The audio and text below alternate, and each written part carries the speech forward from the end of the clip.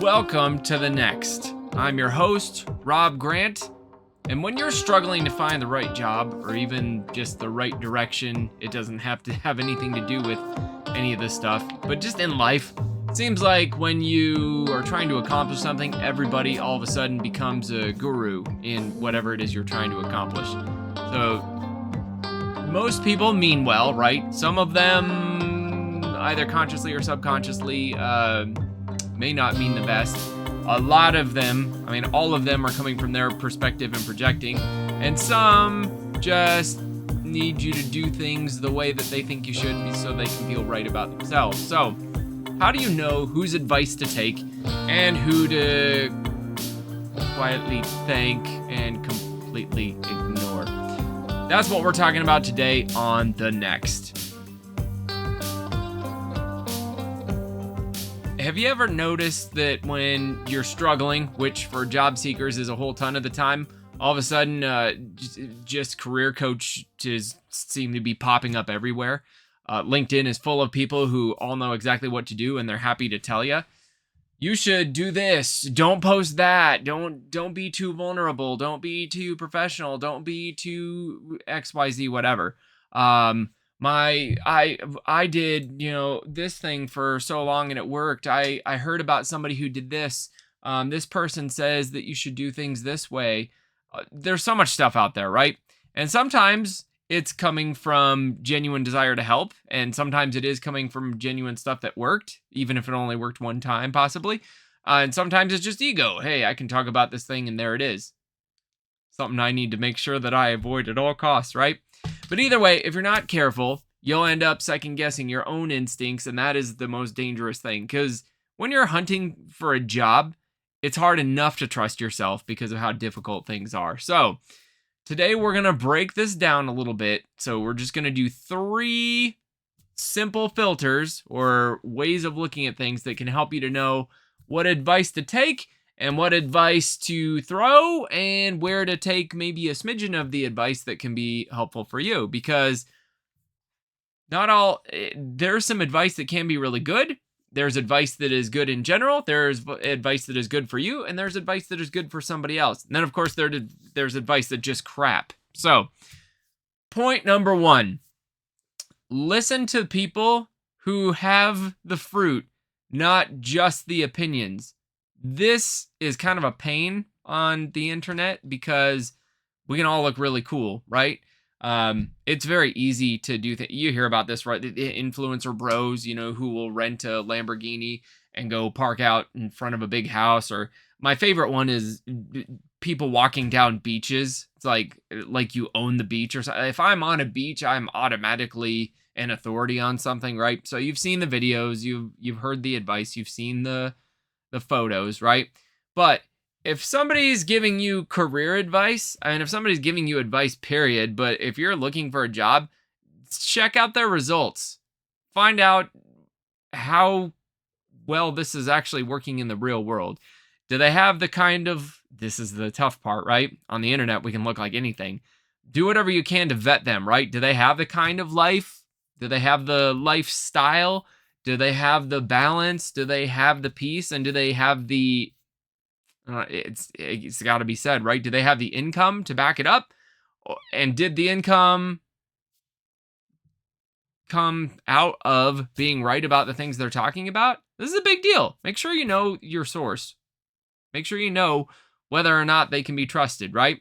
So if not, there's a lot of loudmouths out there who are just trying to look cool, and if they can get you to pay them for whatever it is they're trying to sell you, hot dog, all of a sudden they're successful. So it's not enough to just make money. They got to make money being successful doing the thing that they're telling you about, or have receipts, right? They've got referrals. There are people saying, yep, this is the truth. This is what worked for me. Like, I actually did this thing. That can be helpful. But again, all on its own, one time, you got to be careful about getting too bent out of shape if it seems like that's not going to work for you, because it may just be it only worked one time. So you're looking for evidence, not just energy. I've got a lot of energy, and I could come up here and try and tell you how to bake the best chocolate chip cookies with some kind of authority, but the thing is, I don't know. I'd be making it up. So there you go. All right. Number 2, anytime you get advice, recognize that every bit of guidance you get is a rule. So you got to think, Rob's trying to give me some guidance here. So is this true of him too? Yeah, it is. It comes from where that person is mentally. So I was talking to somebody last week. I was having a really cool conversation with a really cool person. And we were talking about, we were able to have a good conversation. And I was mulling over the fact that some people just quit maturing at some point. So you think of the quintessential, oh yeah, the person who peaked in high school, right? Typically, that's got to do with the type of person who just never matured beyond where they were in high school, right? So they're the type of person who's probably still, to this day, in their 40s, right? Their favorite subject is other people, how they're doing in relation to other people, how crummy other people are doing in relation to them, things like that. So I'm giving you this extreme example just to get you to think, when you get advice from somebody, consider what their life looks like, kind of like we talked about in number 1. Do they have the results, or do they just like to talk a lot? But what does a life look like? So knowing that mindset, right? People who are rooted in fear are going to push you towards safety and things that have been proven over and over again, even if they have a very low yield, right? So these are the types of folks who would tell somebody who is really excited and who had saved up the money not to start their own business because 99% of businesses fail, Johnny. That's a terrible idea, right? They're coming from their own position of lack and scarcity mentality, right? Now, I'm not saying they couldn't still be right? And I'm not saying that it's not coming from a place of sincere belief that it's not going to work out, but that sincere belief is rooted in their value system. So, very important to watch out for. People who are rooted in a growth mindset, who believe in possibility, and who are actually living it out, this is the hard part, can prove that they're demonstrating this stuff in their own lives. They're going to give you advice that might be a little bit more out there, stuff you haven't thought of before, but it should be stuff that excites you. Again, you've got to go back to point number 1. Where's the fruit? Is this working? So when you're listening to advice, think to yourself, hey, what emotion is this advice trying to either push me toward or keep me away from?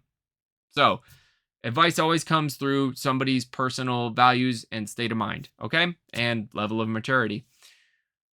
Last point. You are allowed to trust yourself, especially if you have a real inspiration for something that you think would be awesome. So there's analysis paralysis, where you just keep on gathering advice and never do anything. I wish that I wasn't this way, but that's something that I have a challenge with sometimes.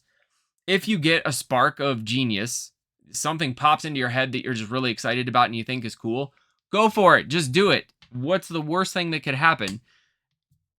Once you've gathered enough information that you know everything, there's nothing new to hear, right? Like, you've gotten everything that you're going to get.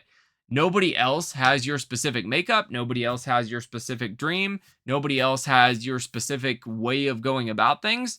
And that's a good thing.